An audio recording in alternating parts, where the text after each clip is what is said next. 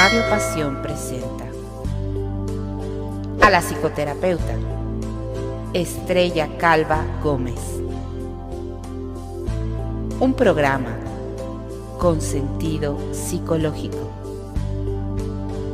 Una mirada a tu interior. Solo aquí, en Radio Pasión, seduciendo tus sentidos.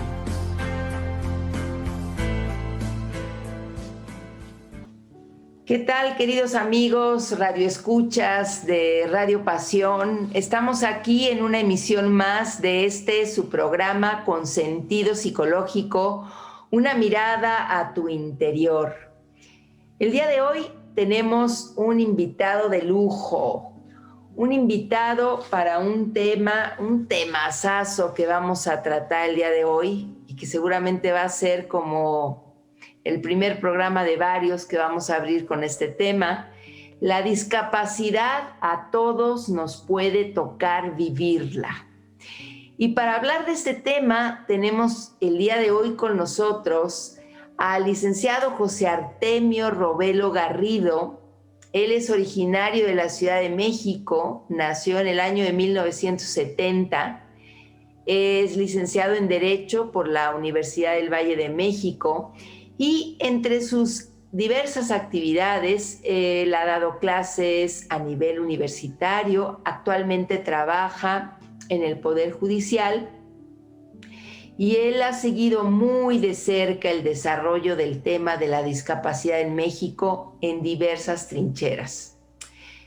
Él es una persona precisamente con discapacidad motriz por secuelas de parálisis cerebral y quién mejor que él para abordar este tema. Pepe, un gusto tenerte con este tema en este programa. Te damos la bienvenida. ¿Cómo estás?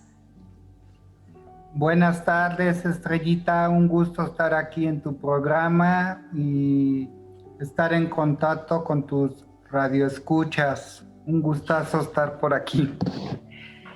Oye, Pepe, pues estamos aquí poniendo sobre la mesa un tema de verdad muy controversial, muy complicado aquí en México, porque el tema de la discapacidad, pues digo, si bien ha ido evolucionando, es un tema que todavía aquí, al menos, no sé cómo sea en otros países, pues estamos en pañales, podríamos decirlo de ese modo.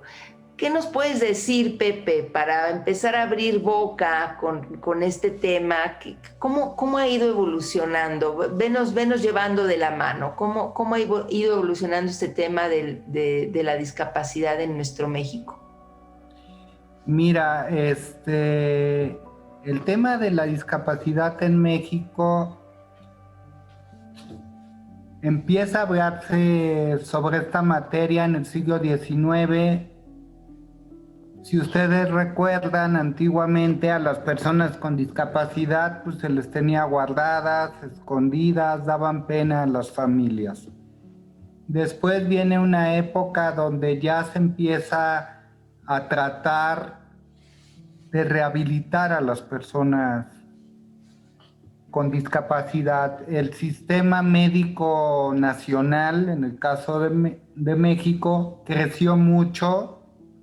En la época del 50 al 80 viene un boom en la cuestión de rehabilitación, tanto en medios públicos como en privados. En el caso del medio público, pues surge el Instituto Nacional de Rehabilitación, el Hospital Federico Gómez, empiezan a surgir las primeras instituciones, asociaciones civiles que forman parte del grupo privado, pero que a su vez reciben apoyos del gobierno.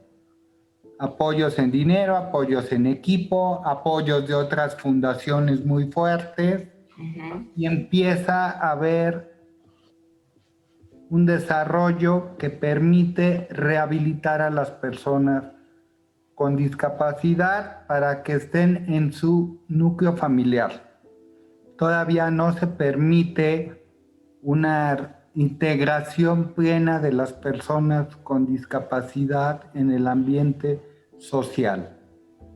Ya a raíz de la Convención de los Derechos Humanos de las Personas con Discapacidad en el año 2000-2001, que México es de los pioneros que logran ese acuerdo mundial de apoyo a las personas con discapacidad. En México encabeza el proyecto y lo lleva a cabo Gilberto Rincón Gallardo. Cuando surge la Comisión Nacional para Prevenir la Discriminación, el CONAPRED, que lo funda el gobierno del presidente Fox y que su primer titular fue Rincón Gallardo, él empieza a promover ese gran acuerdo internacional. Rincón Gallardo era una persona con discapacidad en sus brazos. Y bueno, él es el primero que da a conocer el tema, lo empieza a impulsar, empiezan a surgir más instituciones, más asociaciones civiles, y se ha ido avanzando y ahora estamos en la etapa de rehabilitar. ¿Para qué? En la etapa de hoy en día se está buscando que las personas que llevan una rehabilitación y una capacitación puedan ser independientes y desarrollar diferentes tareas, trabajos, empleos en el sector público y privado. Que antes era muy raro ver gente con discapacidad en las empresas. Hoy en día vemos gente con discapacidad, por ejemplo, en el aeropuerto de la Ciudad de México, la empresa de seguridad privada utiliza y emplea a muchas personas con discapacidad motriz. Hay grandes empresas como Grupo Escribe, Kimberly-Clark, que tienen alrededor del 10% de su personal son personas con discapacidad. Hay otra marca de grasa para zapatos, El Oso, donde el 50% de su personal son personas con discapacidad. O sea, ya hay más integración de las personas con discapacidad a una vida laboral productiva. ¿Qué perfil tienen estas empresas, Pepe? ¿Alguno en particular? ¿Tienen algún beneficio? ¿Cómo es que se abren a esta inclusión? Sí, mira, por ejemplo, lo que es Kimberly-Clark, Bimbo, la de grasa para zapato, El Oso y todos ellos tienen, si tú contratas al 10% de tu personal en personas con discapacidad, vienen una serie de estímulos fiscales por parte del gobierno, una serie de deducciones que puedes hacer, en el impuesto a la nómina, en ISR. O sea, sí te dan algunos beneficios fiscales, pero mucha gente tiene miedo de emplear a las personas con discapacidad porque mucha gente considera que no son capaces, que no son responsables, tienen miedo a los accidentes dentro de las zonas de trabajo.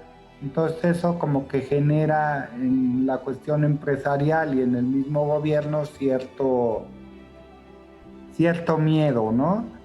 En el caso, por ejemplo, de la Suprema Corte de Justicia, con el anterior presidente, el ministro Luis María Aguilar, se lanzó un programa de inclusión de personas con discapacidad y se contrataron, creo que a 100 personas con discapacidad para la Corte.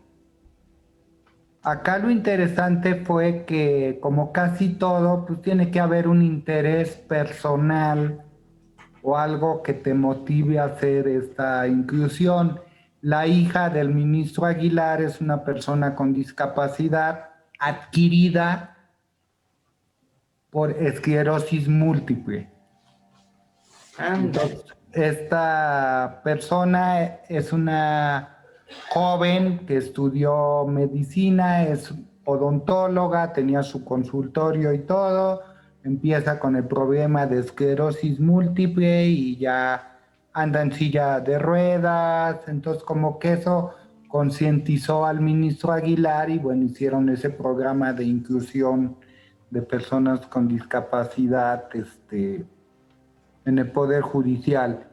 En el sexenio pasado, el titular del Ejecutivo, el presidente Peña, le dio mucho impulso y muchos recursos al tema porque su cuñada padece de una discapacidad. Bueno, la entonces cuñada del presidente padece de una discapacidad motriz, anda en silla de ruedas. Entonces, casi todas las personas que se han abocado a trabajar, a apoyar el tema, son gentes que se han visto tocadas por el tema. Entonces, casi todas las asociaciones privadas pues tienen su origen en que o son personas ciegas o tienen un pariente con esa discapacidad, o hay otras que son para personas sordas y pues vienen de que el papá era sordo, o inclusive hay otras donde el titular de la organización es una persona que no tiene discapacidad, pero que su primo hermano tuvo discapacidad, entonces por eso crean las instituciones. La única... Y hay otras instituciones como Fundación Carlos Slim, que eso pues lo que dan es dinero a las demás instituciones más pequeñas. Bueno, es que la discapacidad cuesta. O sea, cuesta mucho una silla de ruedas, cuestan unas muletas, cuestan aparatos auditivos, los lentes, todo cuesta, todo es caro. Entonces, hay muchas cosas que son a la medida. Además, tienen que ser, pues así que de acuerdo a la persona y a la necesidad específica. Entonces, sí, pues bienvenido el aporte, porque si o sea, como dices, la iniciativa privada y sale, a ver si estoy siguiéndote, se extiende el tema del apoyo a través de instituciones de ayuda para las personas con discapacidad, porque estas son creadas a raíz de la necesidad de un hijo, un familiar, Ahora, no sé, a ver, dime esto, a ver si no estoy yo equivocada, como que hay más ruido en la sociedad de estas instituciones. No sé si es por los medios, no sé si es porque las instituciones han crecido, porque se hayan consolidado. Entiendo que hay muchísima desinformación, pero por otro lado, no sé en qué porcentaje también estas instituciones van creciendo y se hacen escuchar de alguna manera. Se han ido organizando mucho en grandes bloques. Por ejemplo, la que aglutina más organizaciones es CONFE, que es la Confederación Nacional de Asociaciones para Personas con Discapacidad. Ahí creo que hay más de 100 organizaciones. Sí, y se ha luchado, inclusive ya han habido varios legisladores, personas con discapacidad.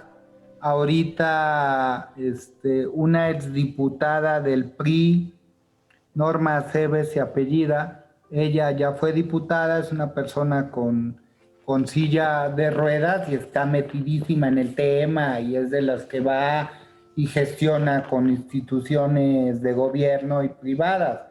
Y también hay gente de mucho dinero que pues, ha apoyado el tema, que pues, les apasiona el tema y que, pues, ¿por qué no decirlo? O sea, es un sector de la población que, pues, bien aprovechado por las empresas y todo, pues puede generar ingresos a las empresas y puede también generar trabajo de calidad para las personas con discapacidad. O sea, son más tenaces, más necias en lo que hacen, pues más. Yo diría que Entonces, tienen eso ayuda una mucho. fuerza de voluntad férrea y que han aprendido por la situación de vida particular y específica a ejercitar esa fuerza de voluntad, porque están llamadas a llevar hoy al menos, ¿no? Se espera que así sea, a llevar una vida lo más independiente posible, donde se fomente el que puedan valerse por sí mismos, y eso es incorporarse a una sociedad en donde tienen pues, que hacer lo que normalmente cualquiera puede hacer sin trabajo. A ellos les cuesta más trabajo, pero han de tener esa tenacidad, esa perseverancia para lograrlo. Yo creo que sí son ejemplos, son referentes, Pepe. O sea, es un enfoque que creo que se les tiene que otorgar como, digo yo, como referentes, como personas que nos inspiran, ¿no? Incluso el término, no sé, habría que inventar algo o sea, son personas con discapacidad. Afortunadamente ya no se les llama minusválidos ni ningún otro término, personas con Sí, como capacidades decían antes, diferentes ¿no? y cosas así. Capacidades diferentes. Sí, ándale, ya, creo que eso Nos ya. salen antenas, tenemos un tercer ojo, o cuál es la capacidad diferente, No, ¿no? no, no, son personas con fuerzas de voluntades, con una fuerza de voluntad desarrollada al máximo y de verdad con testimonios de vida de impresionantes, que digo, igual se cansan, igual se deprimen, igual quieren tirar la toalla porque es una constante de todos los días, ¿no? Es una constante Sí, es algo permanente, constante, Ujú. y que pues, sí te cansa, la verdad. Pero pues el chiste es que gracias a Dios ha ido evolucionando un poco el tema en México. Nos falta mucha cultura, mucha preparación, mucho respeto. O sea, hay detalles que dices, no se vale, ¿no? Tú vas a un lugar público y no encuentras lugar de estacionamiento porque resulta que alguien que porque llevaba prisa para comprar un limón en el súper se metió al lugar de discapacidad No o se para vale. personas con discapacidad, no se vale. En los mismos hospitales llegas y pues aparte de que son pocos los lugares para personas con discapacidad, se mete ahí la persona que es adulto mayor y te alega que por tener 65 años tiene derecho a estacionarse ahí, ¿no? Y no tiene ni placas, ni ningún letrerito, ni ningún distintivo que a los demás nos haga ver que efectivamente es una persona con discapacidad. Y el tema de accesibilidad, pues no tenemos una accesibilidad universal. Este, el ejemplo más claro, pues es el transporte público. ¿Cómo te subes al transporte público oficial, digamos, al metro en silla de ruedas? No, Me hombre. parece que la línea 12 ya pusieron algunos elevadores, la que está, este, que pasa por la línea 3, la línea 9, esa sí tiene elevadores, pero hay un pequeño detalle, para que tú puedas usar esos elevadores siendo persona con discapacidad, necesitas tramitar una tarjeta especial. Ajá. Y como vivimos en un país con un nivel cultural tan alto, muchos de esos elevadores ya no sirven porque los rompieron, porque los usa el vendedor que vende cosas en la estación del metro indebidamente en los andenes para subir y bajar sus productos, porque los usan para dormir inclusive la gente. Los que están aquí en Eje Central, varias veces he visto gente que se mete a dormir ahí. Entonces ya no te dejan pasar a ti en tu silla de ruedas, subirte, bajar y llegar al andén, por ejemplo. Y de las 12 líneas, nada más una es accesible, entonces pues realmente no te puedes mover. El Metrobús, pues solamente que alguien te suba cargado con todo y silla, ¿no? Por ejemplo. Sí, ¿no? Los peceros ni lo intentes. Hay taxis que sí te permiten, hay sitios de taxis o algunos Uber que sí te permiten porque son camionetitas tipo panel chiquitas que hablas y dices, soy una persona con discapacidad, uso silla de ruedas, necesito que me manden un vehículo especial, ¿no? Y ya te mandan la camionetita cuando vas en silla de ruedas. Pero ¿qué pasa cuando eres una persona ciega que va con su perro guía? Pues ahora sí que es al gusto del chofer del coche, ¿no? Del Uber o del Didi. Porque si al señor no le gusta el perro, pues ya estuvo que no te subiste, ¿no? Igual pasa con el metro. El metro es raro que tú veas una persona con un perro guía en las líneas del metro. ¿Por qué? Porque la misma gente agrede al perro. Híjole. El perro está súper entrenado, no te va a hacer nada a menos que se sienta atacado como cualquiera. Uh-huh. Y va tan lleno el metro que cómo subes al perro, por ejemplo. No te respetan los lugares para que te sientes tampoco. Entonces, nos falta mucha cultura, mucha accesibilidad, tanto física como de cuestión tecnológica para poder trabajar a las personas con discapacidad. Punto bueno de la pandemia, perdón que lo diga así. Con el trabajo desde casa al home office, Ajá. se han podido integrar más personas con discapacidad a la actividad productiva, porque trabajas desde casa. Si no hay que desplazarte, claro, a remoto está mucho, mucho mejor. Sí, es más. Y a lo mejor en casa tienes ciertas cosas que se adaptan mejor a lo que necesitas, Sí, a lo que un necesitas. escritorio adecuado a la altura que lo necesitas, en fin, o sea, te cansas menos, no tienes que salir al transporte, al ajetreo de la calle. Ese es un punto positivo que ha tenido la pandemia. Y en México ya cada vez hay más equipos de apoyo para personas con discapacidad, hay escritorios eléctricos que suben y bajan para que la persona con discapacidad llegue en su silla, subes el escritorio, entra a la silla, lo bajas a la altura que necesitas para seguir trabajando sentado en tu silla de ruedas. Pero en el caso de accesibilidad a edificios, por ejemplo, ¿cuántos edificios hay? Y no te digo de edificios viejos, porque esos obviamente no van a tener accesibilidad. Porque en su momento, pues ver los grandes, el Palacio de Bellas Artes no es accesible, el Palacio Nacional tampoco, el Palacio de la Regencia menos, o sea, oficinas públicas que deberían ser accesibles no lo son. El mismo tribunal electoral ahí en la zona sur tampoco es accesible. Llegas hasta la banqueta y casi te tienen que meter cargado, ¿no?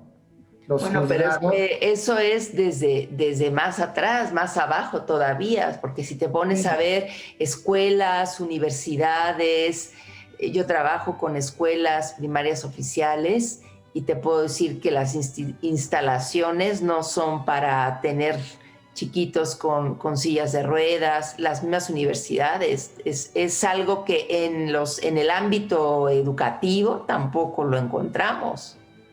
Y ese es un espacio que bien se podría hacer un programa y pues ofrecerlo alguna fundación fuerte que colabore para ir haciendo poco a poco las escuelas públicas accesibles, porque pues me queda claro que el gobierno no lo va a hacer, no hay dinero que les alcance para lo que lo deben de gastar, para otras cosas y lo regalan y lo tiran, perdón que lo diga.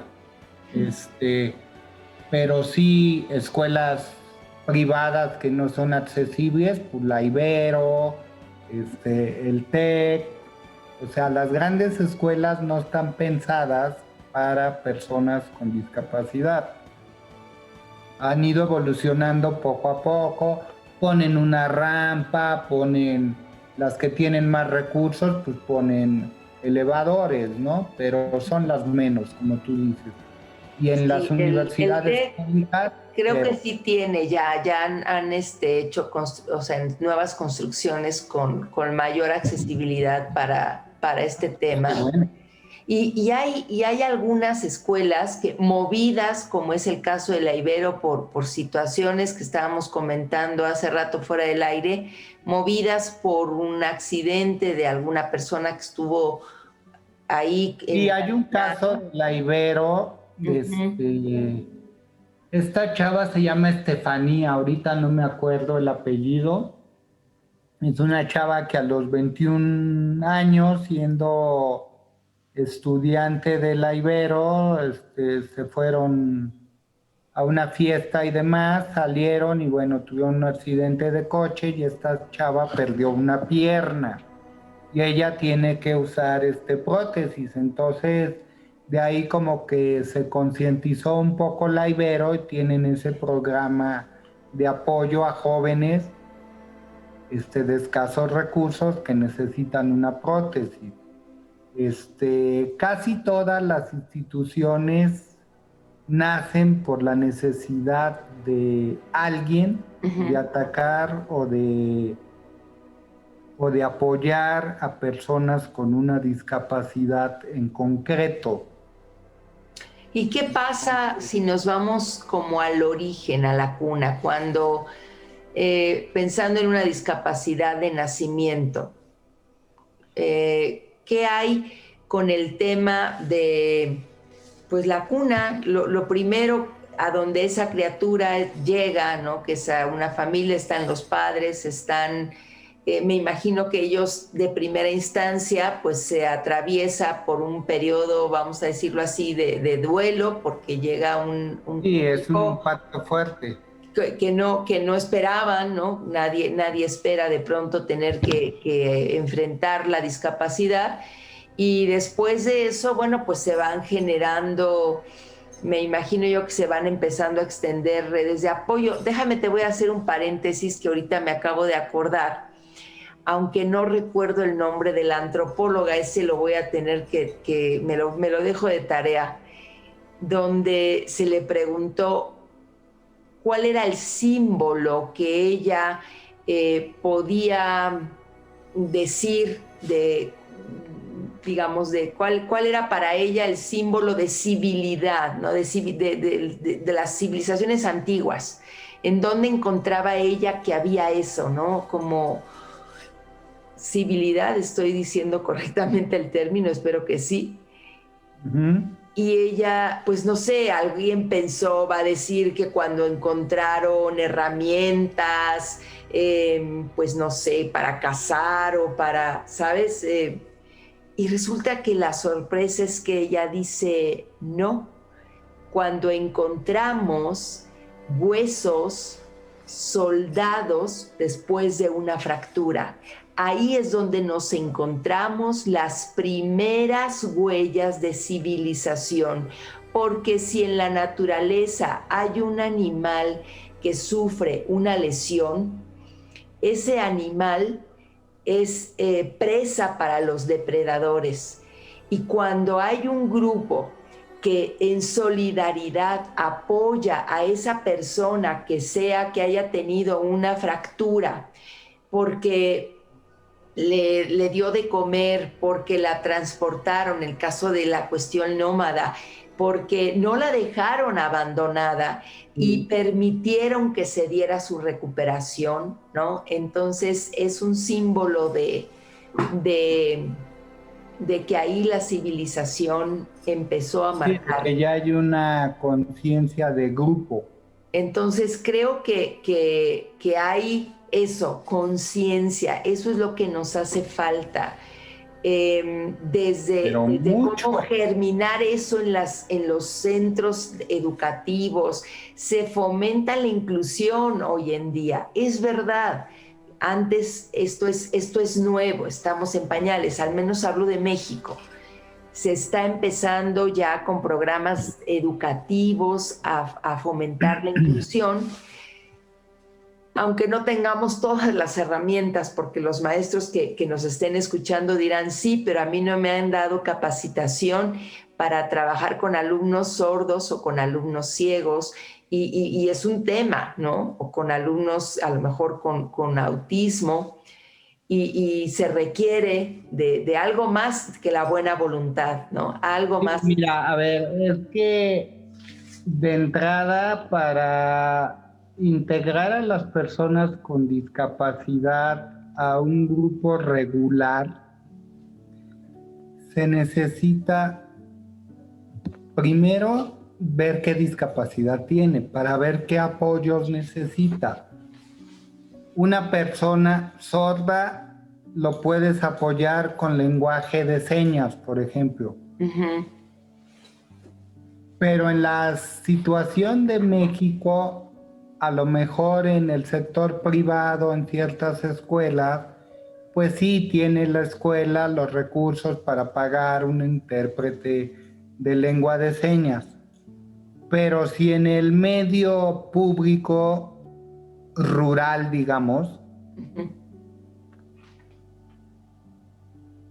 la Secretaría de Educación Pública va a pagarle a un maestro su sueldo para que nada más dé clases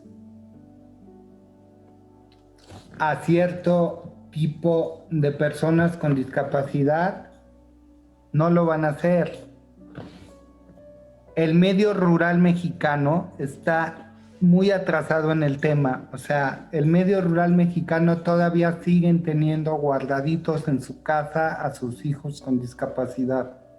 Las zonas pobres de las grandes ciudades siguen siendo así.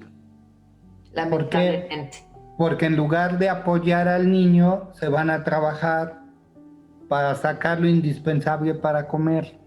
Entonces, a ti como padre no te queda tiempo de atender al niño, de llevarlo a la escuela especial, por ejemplo. En el medio de las escuelas de tierra, perdón que lo diga así, que hay muchísimas en México que ni baños tienen. Los papás son gente muy humilde que trabaja el día para comer ese día. Entonces no tienen ni tiempo, ni espacio, ni recursos, ni el papá, ni la mamá, ni el hermano mayor que a lo mejor sale a vender dulces en las calles para atender al niño que sufre o padece una discapacidad. Uh-huh. Entonces, el primer tema que habría que ver es dar el apoyo económico que permita que la gente muy humilde lleve a sus hijos a las escuelas públicas. ¿Qué opinas tú ahí del tema del Teletón, por ejemplo? Mira, el Teletón, la idea es muy buena, es una idea copiada de centros de rehabilitación en Estados Unidos. Uh-huh. Ojo, Estados Unidos tiene, perdón que lo diga así, Estados Unidos ha tenido la ventaja de padecer muchas guerras. Una guerra mundial, la de Corea, la de Vietnam, y a cada rato se andan metiendo los demás países. ¿Por qué? Porque cuando sus militares regresan, muchos de ellos regresan con discapacidades físicas, con discapacidades intelectuales, ciegos, sordos, inclusive hasta con discapacidades psicosociales, porque ahora, hoy en día, la depresión se considera una discapacidad psicosocial. Así es. Entonces, Estados Unidos, por lo mismo, ha tenido que desarrollar muy buenos sistemas de terapia, de rehabilitación, grandes equipos. O sea, ahorita en Estados Unidos hay unos equipos que te permiten que si tú tienes una lesión a nivel medular y eres cuadraplégico, con ese equipo perfectamente caminas y mueves los brazos. Wow. Son los equipos, se llaman exoesqueleto. Es un equipo computarizado de alta tecnología que aquí en México lo tiene el Teletón para dar terapias. Pero aquí todavía no estamos en la situación de ver a gente en la calle usando esos equipos. El Teletón sí lo tiene, por ejemplo. El problema de esas instituciones, el Teletón en concreto, es que sí tiene muy buena rehabilitación, va enfocado a niños de escasos recursos, pero la estructura de afuera del Teletón. ¿A qué me refiero con esto? Deberían, creo yo, tener albergues para que puedan trasnochar los familiares de los niños de escasos recursos que van de otras ciudades a la sede del Teletón para que tengan una comida básica, caliente. Por ejemplo, hay gente que no tiene recursos más que para pagar el transporte del niño del pueblo a donde está el Teletón.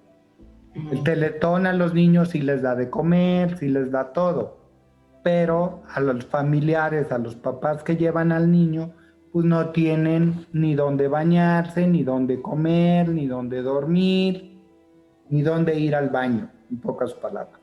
Entonces ahí creo yo que hay un espacio de oportunidad para que el Teletón pueda ser más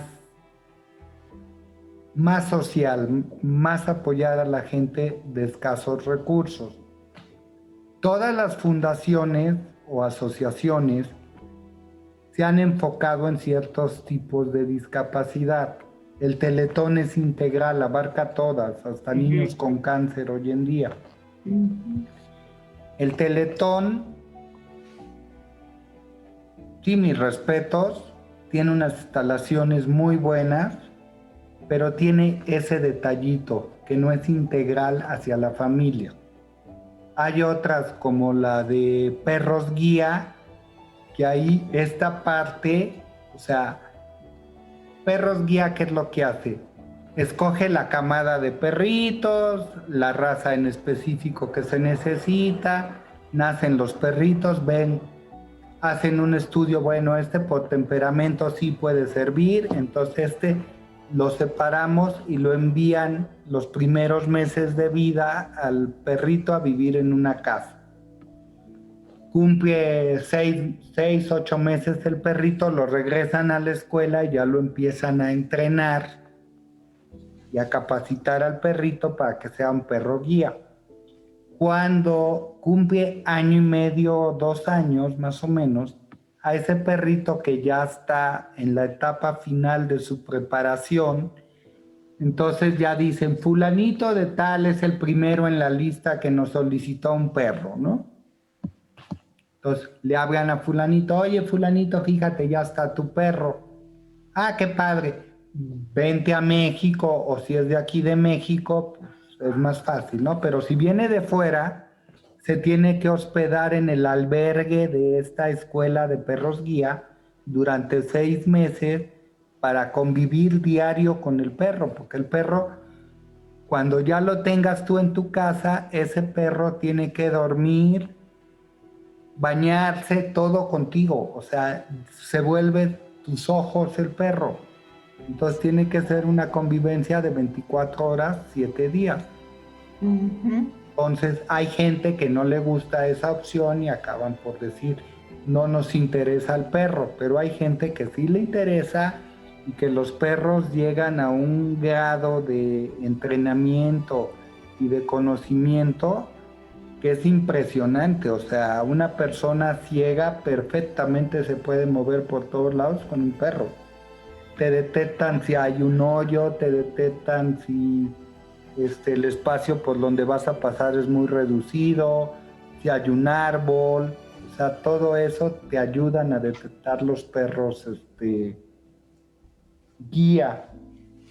En el caso de personas sordas, pues hay escuelas para que aprenda la gente lo que es el lenguaje de señas, y últimamente se está dando ya mucho que te preparan para ser una persona productiva, te preparan para poner una cafetería, te preparan para hacer cosas básicas, ¿no? O sea, llevar un inventario, que puedas trabajar, cosa que Claro, hace porque 20 de eso se años. trata, tener a una persona discapacitada en el seno de la familia sin enseñarle a valerse por sí misma.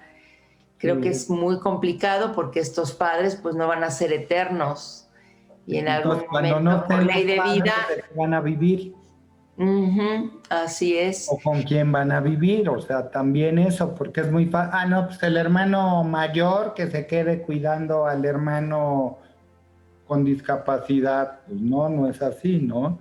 Entonces hay que prepararlos, hay que ver hasta dónde se pueden valer por sí mismos.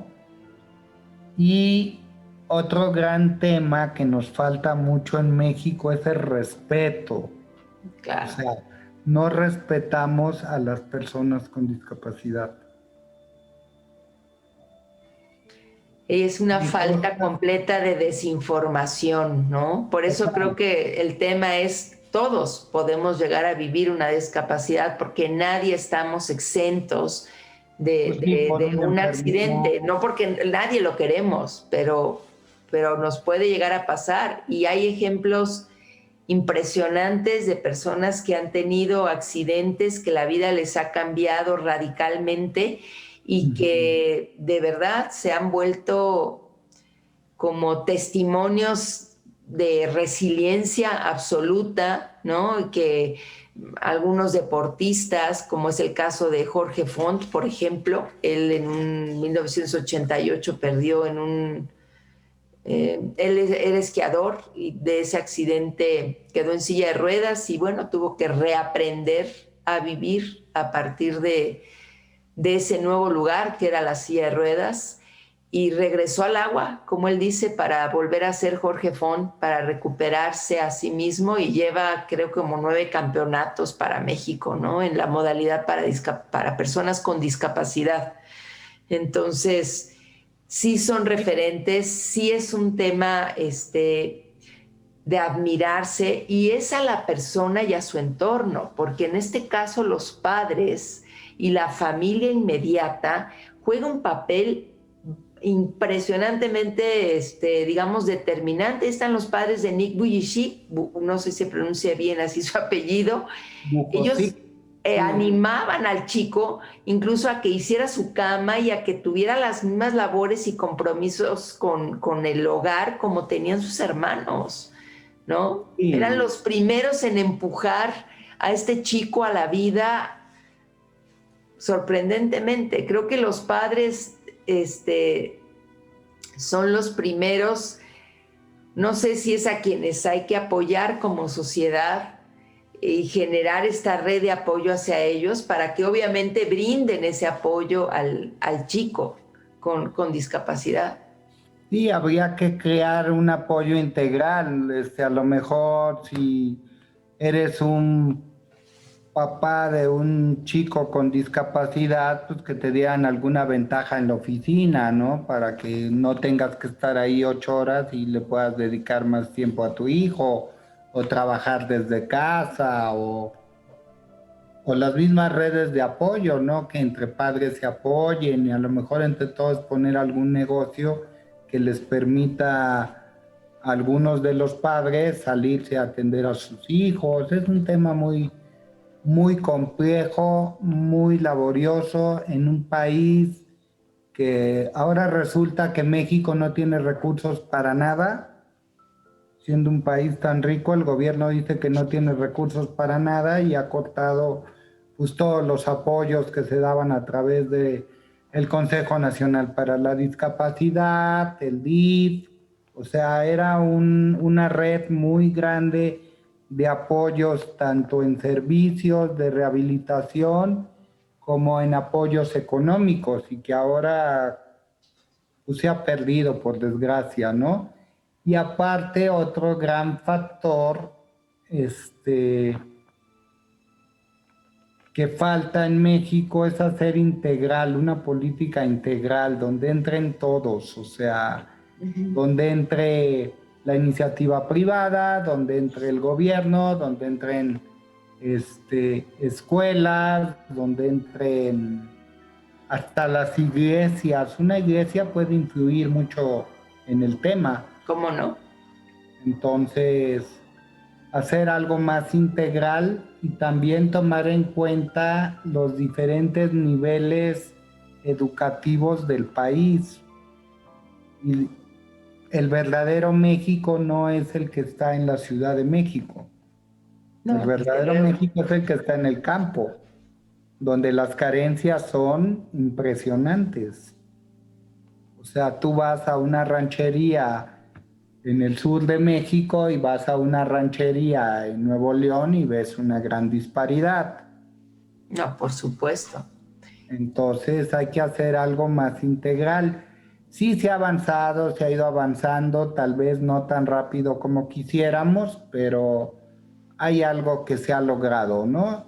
De hecho, Tenemos situaciones tan contrastantes como una ley electoral que obliga a que los partidos postulen a candidatos, a diputados, senadores, personas con discapacidad, y tenemos una Cámara de Diputados, una Cámara de Senadores que no son accesibles para personas con discapacidad, por ejemplo. no, bueno, el colmo de los Entonces,